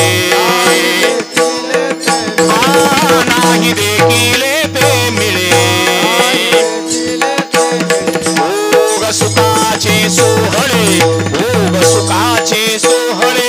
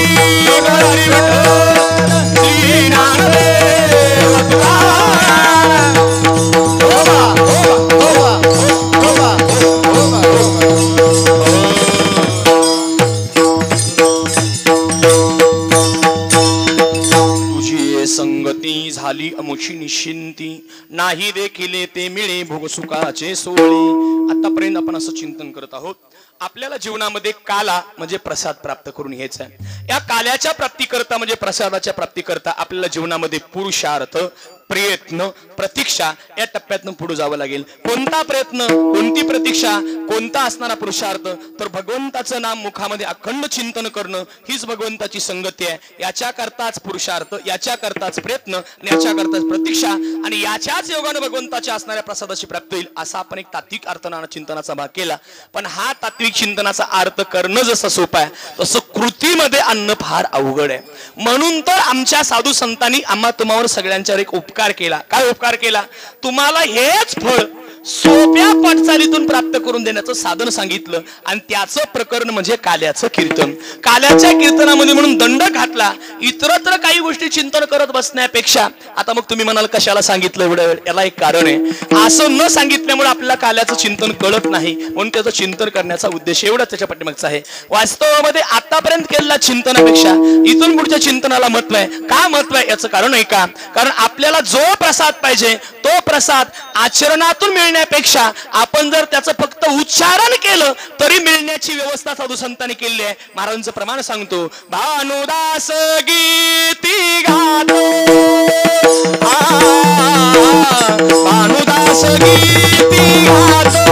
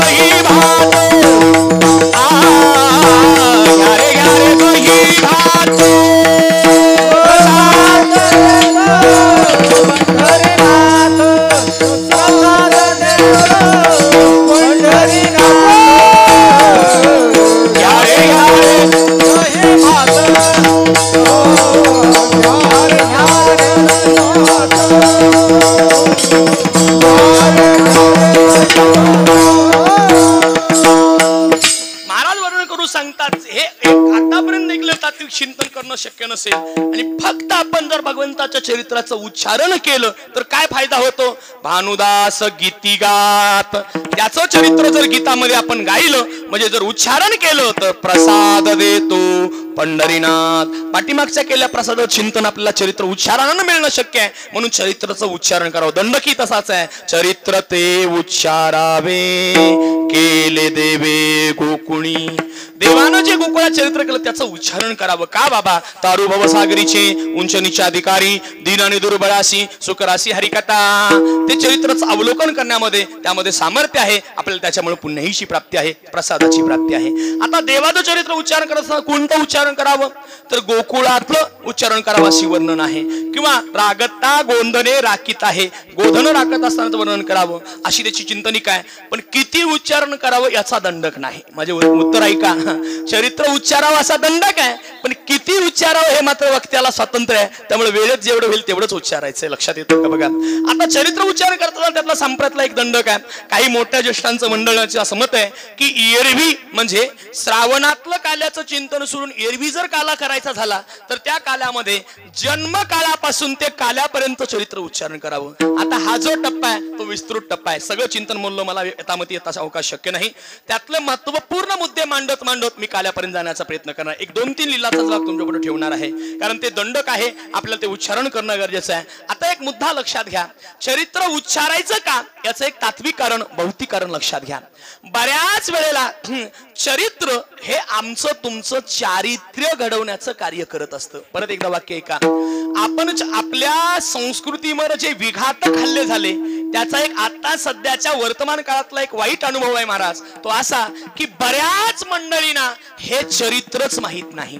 आजचा जर काळ बघितला, लहान मुलांना जर तुम्ही काही प्रश्नावली केली तर मुलांना याची उत्तर देता येत नाहीत. म्हणजे चरित्र माहित नाही आणि चरित्र माहित नसल्याचा परिणाम काय आहे माहितीये का? मुलांची चारित्र्य बिघडत चाललेली आहेत. चरित्र काय करतं चारित्र्य घडवतं. म्हणून चरित्राचं अवलोकन करणं हे अत्यंत महत्त्वनीय आहे, अत्यंत महत्वाचं आहे. आता भगवंताचं जे चरित्र केलं ते चरित्र करत असताना भगवान परमात्मा अवतारला आला. का अवतारला आला त्याची कारण परंपरा स्वतः भगवान परमात्मा करतो. बाबा यदा यदा हि धर्मस्य ग्लानिर्भवति भारत अभ्युत्थानम् अधर्मस्य तदात्मानं सृजाम्यहं परित्राणाय साधूनां विनाशाय च दुष्कृतां धर्म संस्थापनार्थाय संभवामि युगे युगे. धर्माचं संरक्षण करण्याकरता मी अवतारला येतो. या धर्म संरक्षणा म्हणजे दुष्टांचं निर्धारण आणि साधूचं रक्षण. साधूच्या रक्षणामध्ये या दोन गोष्टी अभिप्रेत करून महाराज भगवान परमात्मा अवतारला येतो असं चिंतन आहे. आता वास्तवामध्ये या गोष्टीचं चिंतन आपण का करावं याचं कारण लक्षात ठेवा. बऱ्याच वेळेला माणसं म्हणतात महाराज खरं सांगू या कलियुगात धर्मानं वागण्यात काही फायदा नाही. माणसं असं का म्हणतात हो? तुम्हाला माझं बोलणं कळतंय का बघा. बरीच माणसं आता हे बाहेरची कोण म्हणत नाहीत, आपल्यातलीच म्हणतात. म्हणजे वारकरीच म्हणतात, भजन करणारीच म्हणतात, सप्ताह करणारीच म्हणतात महाराज आजकाल कुठं धर्माचं काय चालतंय, धर्मानं वागून काही फायदा नाही. पण ऐका आपणच जर धर्म सोडला तर मग इतरांची काय अवस्था होऊन बसेल. मग आपल्याला धर्माचं पालन करण्याकरता आधार काय तर लक्षात घ्या आपण जर धर्माचं पालन केलं तर त्या धर्माचं रक्षण करण्याची जबाबदारी त्याच्यावरती आहे आणि तो परमात्मा आपल्याला मदत करेल. तो परमात्मा आपलाच होईल असं जर वाटत असेल तर आपण धर्माचं पालन केलंच पाहिजे. लक्षात घ्या. आता धर्म पाळायचं म्हणजे काय आता जे विचार करत बसत नाही. धर्माची कथा, धर्माविषयी बोलणं, धर्मावरती टीका करणं हे प्रकरण स्वतंत्र आहे. त्याचा विचार आपण कधीतरी पूर्ण करण्याचा प्रयत्न करू. पुढे चला. आता परमात्म्याचे धर्मरक्षण करता काय झालं त्यावेळेला तर महाराजांनी त्याचं वर्णन करून सांगितलं. फक्त प्रमाण सांगतो. पापी जे अभक्त दैत्य जे मातले धरणशी झाले व जे त्याचे दिला असे त्रास ऋषीमुनी सर्वा. कोणता त्रास दिला? राहिली यज्ञे मोडिली कीर्तने पळाले ब्राह्मण दैत्याभ्याने परिणाम वत्सरूपी पृथ्वी ब्रह्म्यापाशी नेत्री वाहे तो सांगत असे बुडविला धर्म अधर्म झाला फार सोसवेना भार मज आता. पृथ्वी माता असणाऱ्या ब्रह्मदेवाकडं या वत्सरूपानं बगारानं घेऊन गेलेली आहे आणि पृथ्वी माता सांगते बरे वा आता मला हा भार सण होत नाही. आमचे तुकोबारे तिथं होते. महाराजांनी जरा पृथ्वी मातेला बाजूला घेतलं आणि विचारलं पृथ्वी माय तुला जे भार सण होईना झालाय तो नेमका कशाचा झालाय? आता अलीकडे लोकांनी सिमेंटचे बंगले जास्त बांधलेले आहेत, 3-3 मजले 4-4 मजले, त्याचा भार झालाय का लोकांनी पवनचक्क्या उभारल्या त्याचा भार झालाय? नेमका भार झालाय कशाचा? याचं उत्तर मार्मिका मी फक्त बाजूला येऊन देतो. ऐका महाराज त्या आपला सुद्धा जर भार पृथ्वीला होऊ नये असं वाटत असेल पृथ्वी मातेने आपल्याला अधांतरी सण केल्या. पृथ्वीचा आपल्यावर फार मोठा उपकार आहे. पृथ्वीला भार कोणता होतो याचं तुकाराम महाराजांनी विस्तृत उत्तर दिलेलं आहे. काही नित्य नेमाविन अन्न खाय तोची श्वान वाया मनुष्यपण भार वाहे तो वृषभ त्याचा होय भूमी भार. भूमीला भार कोणाचा होतो? मनुष्य म्हणून जन्माला आलाय. माझं वाक्य ऐका. मी इथं माळकरी म्हणलं नाही, वारकरी म्हणलं नाही. बरेच बाहेरची लोक टोचतात कीर्तन माळकऱ्यांचं असतंय आपला काय संबंध. ऐका माळकऱ्यांसाठी कीर्तन नाही हे मनुष्याकरता कीर्तन आहे. मनुष्य ज्याला ज्याला मी माणूस आहे असं वाटतं ना त्याचं प्रत्येकाचं कर्तव्य आहे. इथं महाराजांनी प्रमाण घेताना वारकरी असं म्हणलं नाही. काही नित्य नेमाविन म्हणजे सगळ्या करताय. अन्न खाय तोची श्वान म्हणजे मनुष्य म्हणलं की त्याला एक नित्य नेम आहे. कोणताच नित्य नेम न करता बेड टी घेण्याचं प्रकरण आपल्या संस्कृतीतलं नाही आहे. माझं बोलणं कळलं का? परत एकदा ऐका. काही माणसं सुशिक्षितपणाचा आव आणण्यासाठी बरंच काही चुकीच्या प्रथा पाळतात. त्यातली सगळ्यात मोठी चुकीची प्रथा आहे की माणसं कोणताच नियम न करता ते उठल्या लोकांना चहा द्यावा लागतो.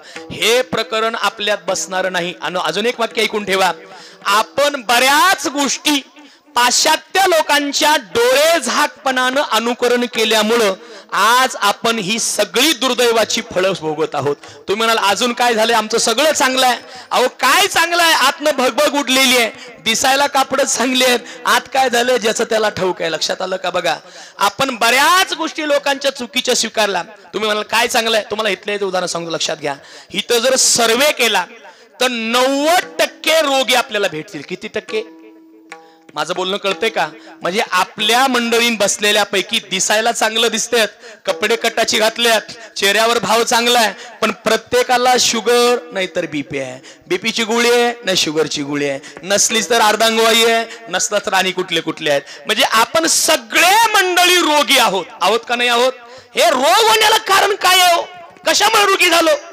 याचं सगळ्यात महत्वाचं पहिलं कारण आहे, आपण सगळ्या प्रकारचं आचरण करत असताना आपल्याला जो नियम घालून दिलाय मनुष्य म्हणून, त्या नियमाचं आपण पालन करत नाही. माणसानं अन्न खायचं तर कुठलं खायचं, कुणाचं खायचं, किती खायचं, कसं खायचं याची पद्धत आहे. आपण ह्यातलं काय काय पाळतो, आपण कुणाचं बी खातो, कसं बी खातो, कुठं बी खातो, कुणाचं बी खातो. याचाच परिणाम म्हणून, त्या अन्नाचा परिणाम म्हणून आपण सगळे रोगी झालो. लक्षात घ्या.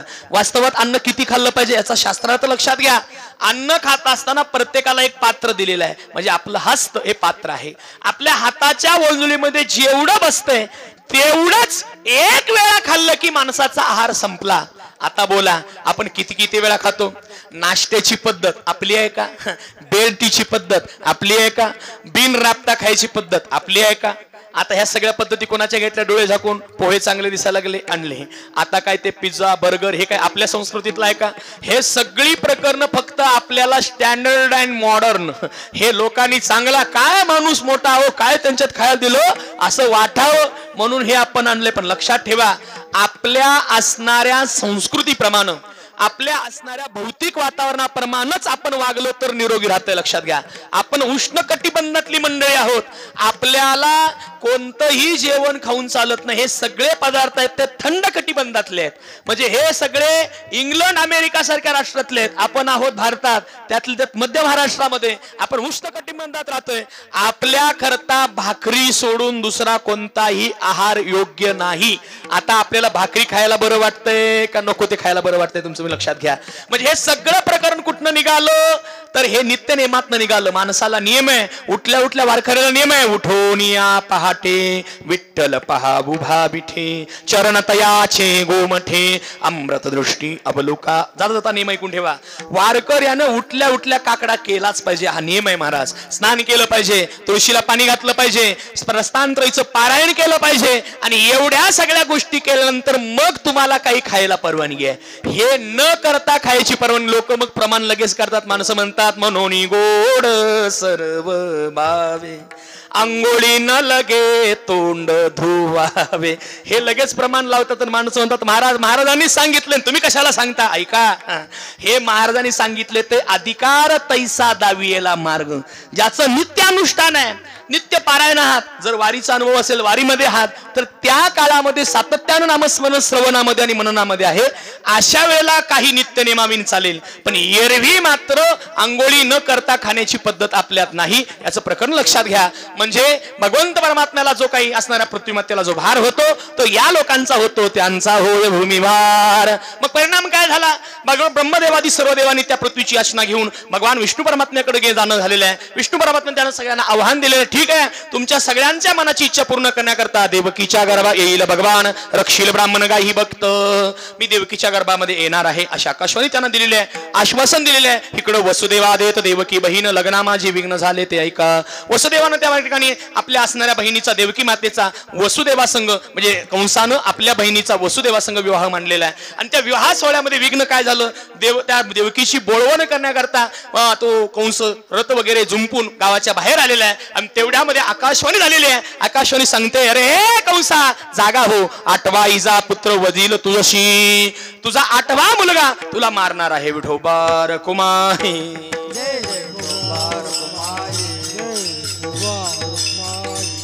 विठोबार कुमाही, हा हा हा हा ढोबार कुमाही, ढोबार कुमाही. बोला पुंडलिक वर हरी विठ्ठल, श्री ज्ञानदेव तुकाराम, हा हा हा ढोबार कुमाही. आताशी आपण चरित्राला सुरुवात केलेली आहे, परवानगी आलेली आहे, त्यामुळे काही भिवू नका. आता नॉनस्टॉप गाडी सोडतो, कुठलंही स्टेशन घेत नाही. आता नाविलाज आहे माझाही. असो, यथामती अवकाश थोडा 1-5 मिनिटं जास्त वेळ घेतो, जास्त वेळ घेणार नाही. आपलं चरित्र पूर्ण करण्याचा आता फक्त उल्लेख करत जातो. चला, भगवान परमात्म्याने गोकुळामध्ये अवतारला याचं कबूल केलेलं आहे.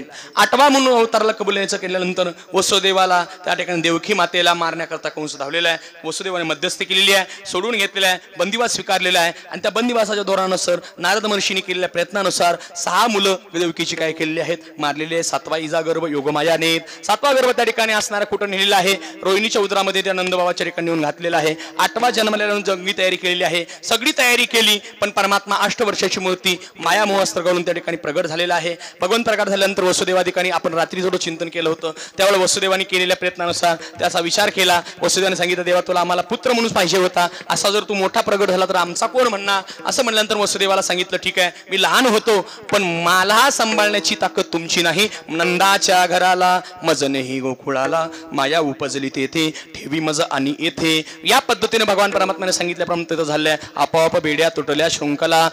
या बेड्या तुटल्या सगळ्या तुटलेल्या आहेत. वसुदेवाला तिथं कोणती टोपली झाली, देव त्यातनं का सुटला, याची बरीच चिंतनिका आहे. याचं बरंच विस्ताराचं चरित्र आहे. याच्यावर अनेक शास्त्रकाराचे ग्रंथकाराचे प्रबंध आहेत. अगदी आधुनिक वादातला भौतिकवादातला एक भाग सांगतो आणि पुढे चलतो. इंग्रजांची सत्ता ज्यावेळेला भारतामध्ये होती त्यावेळेला इंग्रजांच्या मंडळीमध्ये काही लोकांनी सर्वे एक चिकित्सा केली होती. ती अशी की ती मंडळी म्हणा लागली, या भारतातल्या लोकांना कितीही डांबायचा प्रयत्न केला, मारायचा प्रयत्न केला, तर ही माणसं त्या माराला भेट नाहीत. इकडे ग बसली की तिकडे उठाव करतात, तिकडे ग बसली की इकडे उठाव करतात. काय प्रकरण आहे. म्हणून तिथल्या एका वैज्ञानिक शास्त्रकारानं त्याची एक चिकित्सा केली होती. त्यानं सर्वे असा काढला होता.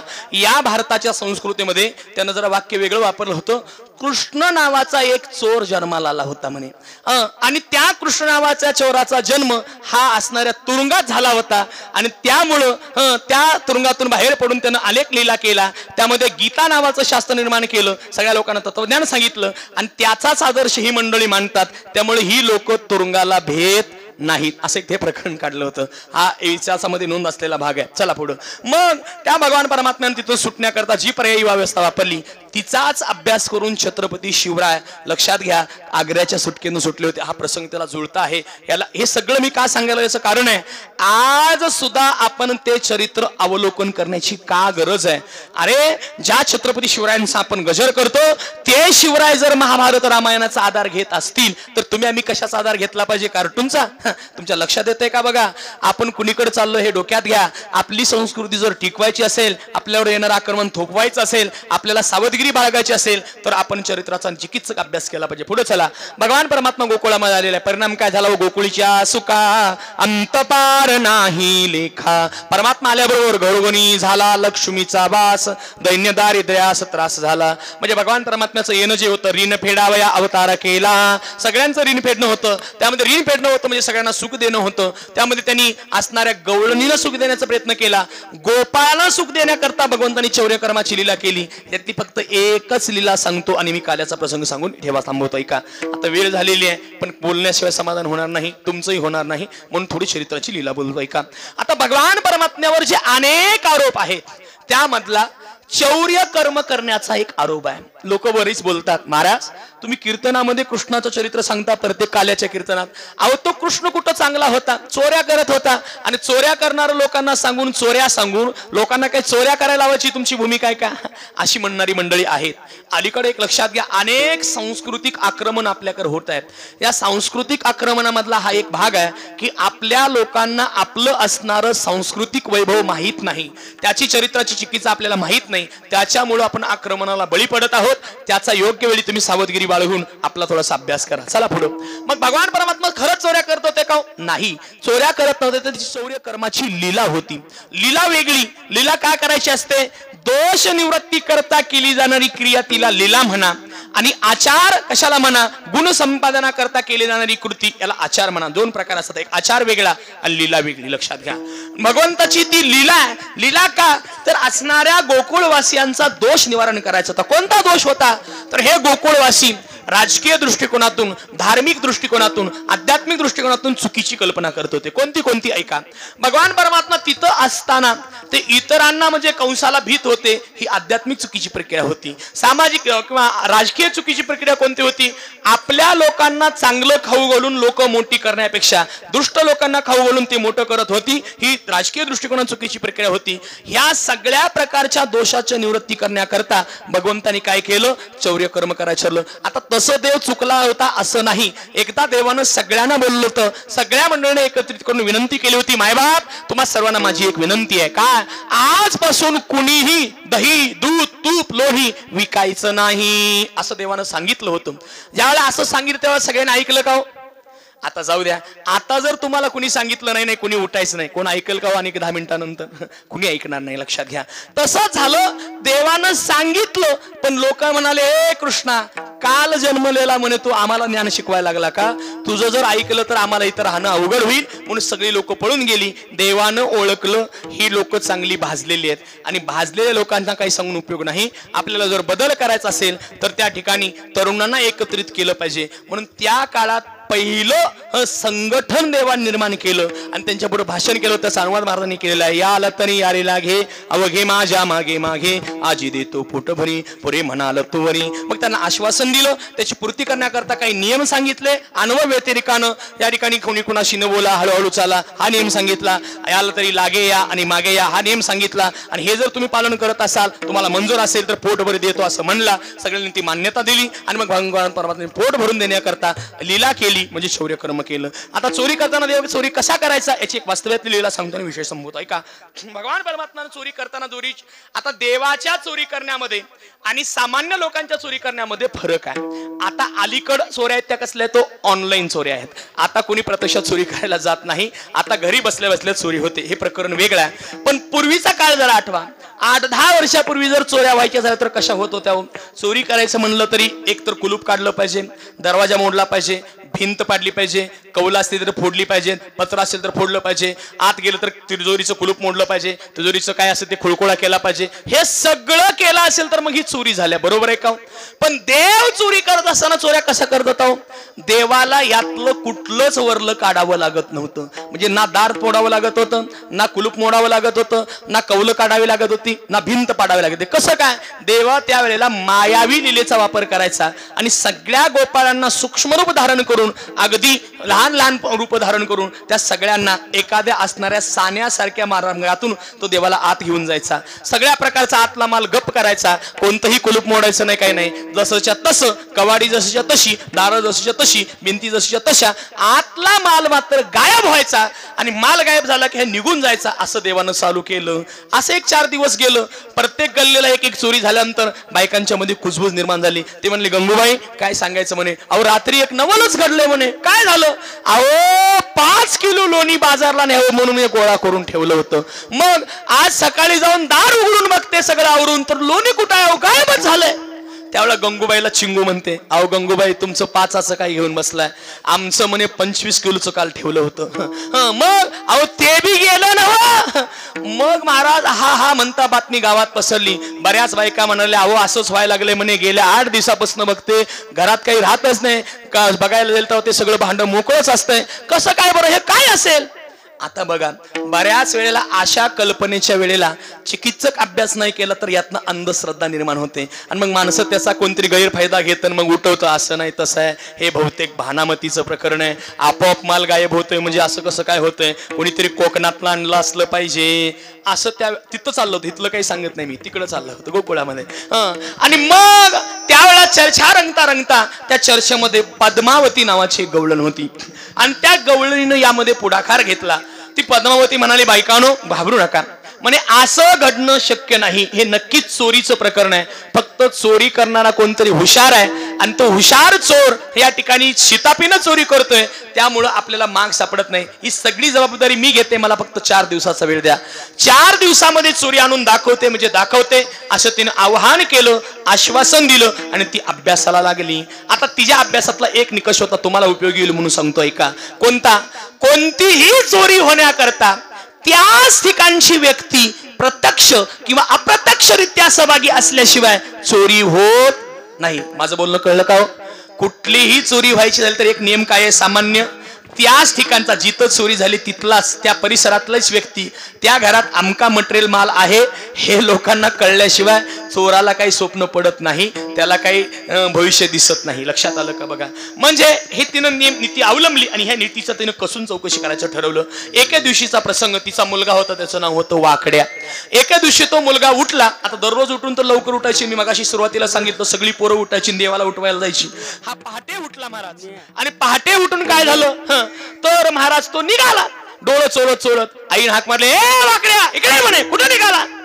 कुठं निघाल्या म्हणाला. आई कुठं म्हणजे काय म्हणे देवाकडे निघालोय, आमच्या देवाकडे चाललोय. बरं म्हणे जाईनच का बाबा, आत्ताच म्हणे गरम गरम अशी ज्वारीची भाकरी केलेली आहे, ताकाचा डेरा हलवलेला आहे, ताक भाकरी खा आणि जा तिकडं. जा म्हणल्या म्हणल्या त्या पोरानं ताक, आईला परत विचारलं काय म्हणलीस? ताक? म्हणे ताकाचं पुळूक पाणी. आपण ताकाचं पुळूक पाणी पेत नसतो असं म्हणल्या म्हणल्या आईला शंका आली. कारण जी मुलं आतापर्यंत ताकाशिवाय काहीच खात नव्हती, गवळीयाची ताक पिरे कोण पोरे चांगली, ताक पिणारीच होती. आता हे काय म्हणतोय, आपण म्हणे ताकाचं पुळूक पाणी पित नसतो असं म्हणल्या म्हणल्या आईला शंका आली. आणि आईने जरा जवळ घेतलं, गोड लावून माया लावून विचारायला चालू केलं, काय रे म्हणे ताकाला पुळूक पाणी म्हणतो? हो हो ताकाला पुळूक पाणी म्हणतो.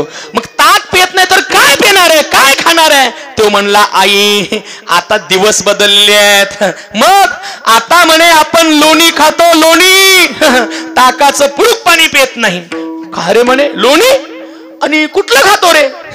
कुठलं खातो रे म्हणल्यावर ते म्हणले आमचा देव देतो. देव देतो? मग तू देव त्याच्या घरातलं देतो का म्हणे? खोळीच आहे म्हणले आई.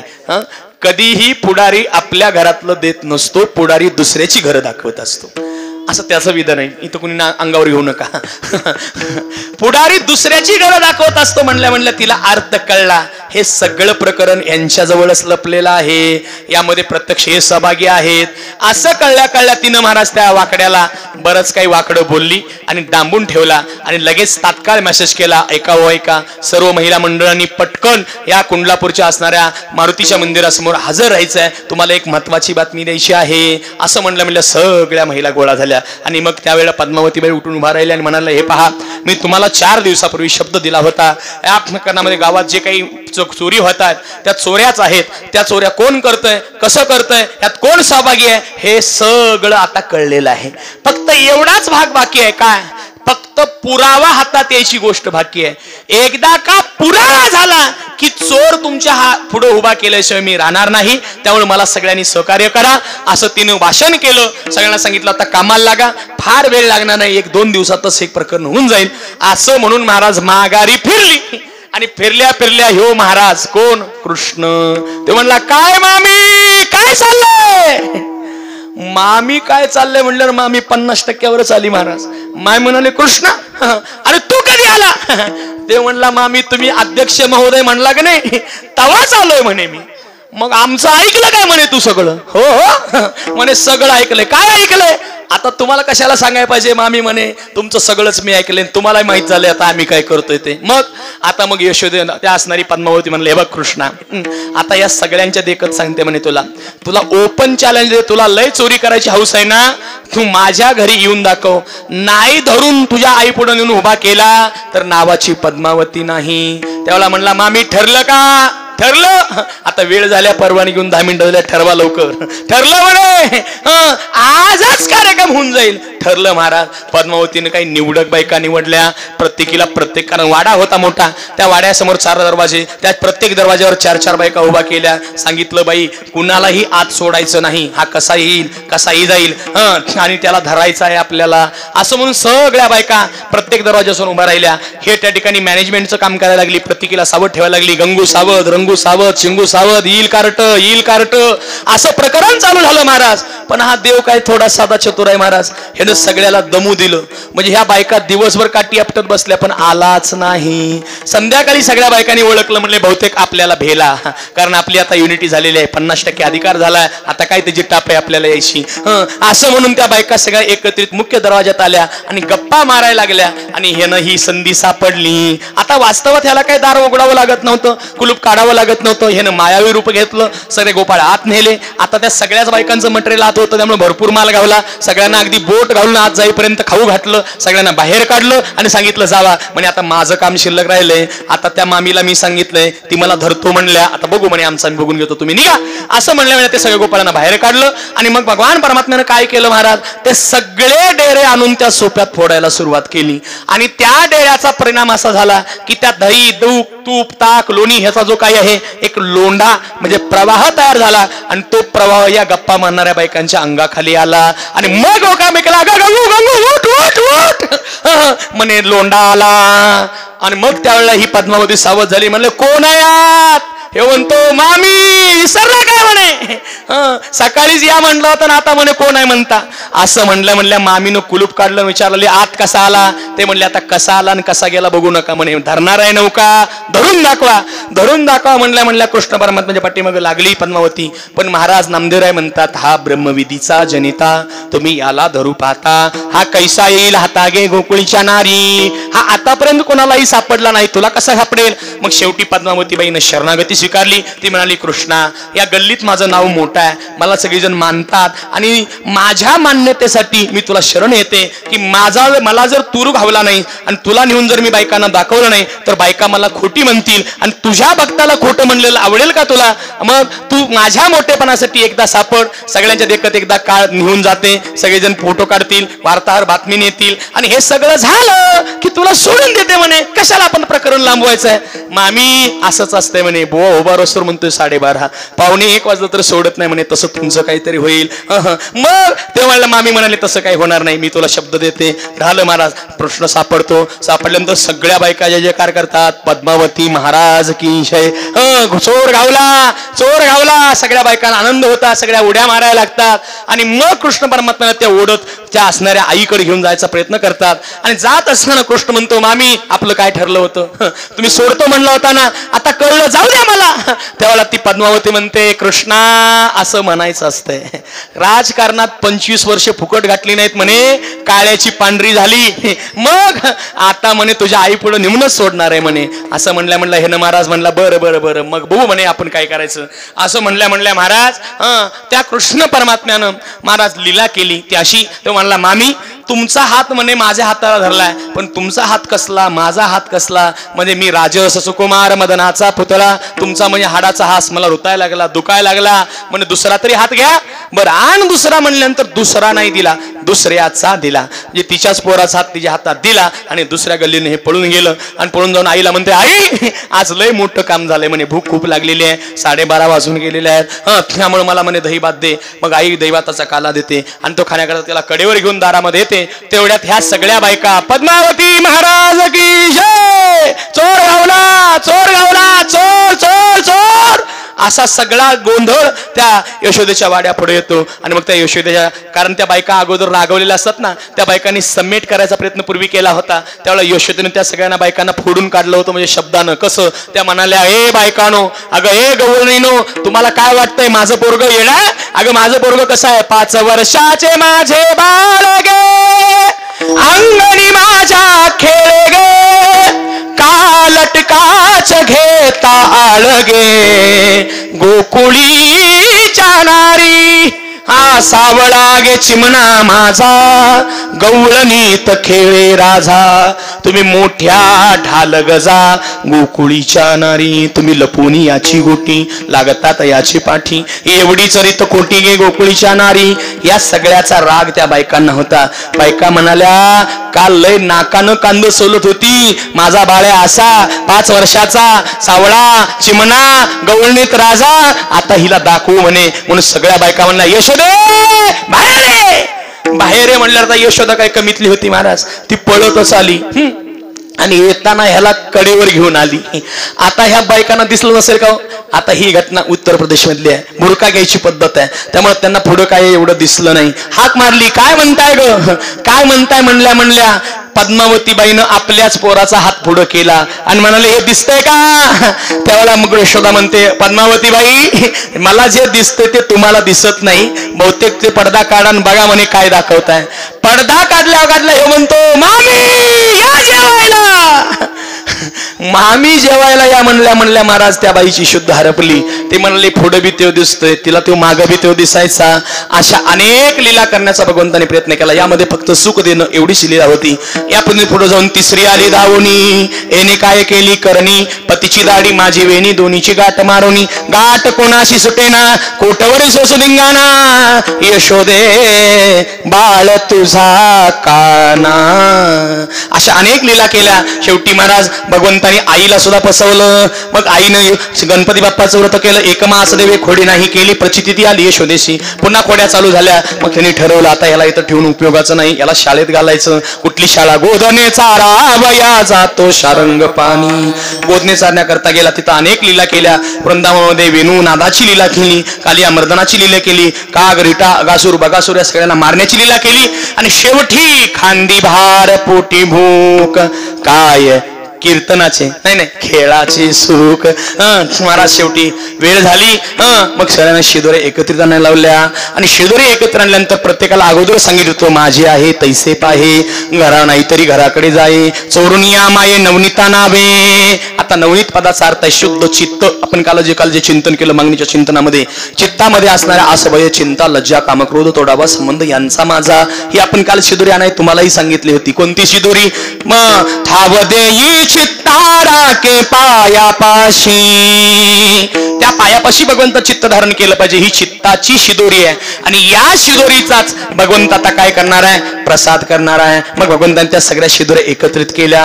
पाप पुण्याचं मिश्रण बाजूला केलं आणि त्याचा प्रसाद केला. आणि स्वहस्तानं ज्याच्या त्याच्या अधिकारानुरूप प्रत्येकाला बैठक मांडली. आणि त्या बैठकीमध्ये भगवान परमात्म्यानं तो प्रसाद दिला. भानुदास गीतिदात प्रसाद देतो पंढरीनाथ. तोच प्रसाद ज्ञानोबा तुकोबरायांनी ह्या असणाऱ्या हरिनाम भगवताच्या नामानं वाळवंटामध्ये आळंदी पंढरी क्षेत्रामध्ये आणला. आणि तोच प्रसाद ज्ञानेश्वरीच्या पारायणाच्या रूपानं गावोगावी आपल्या आपल्या गल्लोगल्ली या ठिकाणी तो प्रसाद आला. प्रसाद वाळवंटातला तोच, हितला तोच, आणि तो असणारा कुठला? गोकुळातला तोच. प्रसादाची समर्थ शक्ती तीच आहे. फक्त आपण सेवन करण्याकरता अधिकारी पाहिजे. तुका म्हणे काला भोळ्या भाविकाल, एके ठाई काला तुका म्हणे भाविकाला. काला कुणाला? एके ठाई येणाऱ्याला. एके म्हणजे परमात्मा स्वरूपाच्या ठिकाणी असा त्याचा अर्थ आहे. म्हणून तुम्ही आम्ही सर्वांनी प्रयत्न करावा. नामरूपी शिदोरी आपल्या जवळ बाळगावी. नामस्मरण हीच भगवंताची संगती आहे. नाम अखंडपणानं धारण करणं, नामाच्या जवळ राहणं, हरिबोला भांडता हरिबोला कांडता या नावानं सर्वत्र हरीचा वापर करणं हीच असणारी सामुग्री आहे. आणि हीच सामुग्री तुम्हाला काल्यापर्यंत घेऊन जाईल. ही सामुग्री तुम्ही जतन करावी आणि तुमच्या जीवनामध्ये काल्याचा प्रसंग व्याप्त व्हावा. हे दहीलाईचा प्रतिकात्मक काला आहे, पण वास्तवातला काला आनंदाचा. आणि हा आनंद देण्याचं कार्य भगवंत नाम करणार आहे. या नामाची तुम्ही संगत करावी. हे नाम अखंडित सदोदित तुमच्या वाचेमध्ये राहावं. प्रयत्नपूर्वक तुम्ही त्याचा जप करावा. आणि या नामानं तुम्हाला फलप्राप्ती व्हावी एवढीच भगवतचरणी प्रार्थना करून सेवेला पूर्णविराम किंबहुना तुमची केली. धर्म कीर्तन सिद्धी नेले येत माझे जीवरले पायी कपन पायाच्या प्रसादे काही बोललो विनोदे. मद क्षमा करणे संती नोही अंगभूत युक्ती. नोहे हा उपदेश तुमचे बडबडी लोशेष मद क्षमा करणे संती नोहे अंगभूत युक्ती. तुमच्या कृपेचे पोसणे जन्मो जन्मी तुका म्हणे. मज क्षमा करणे संती नोहे अंगभूत युक्ती.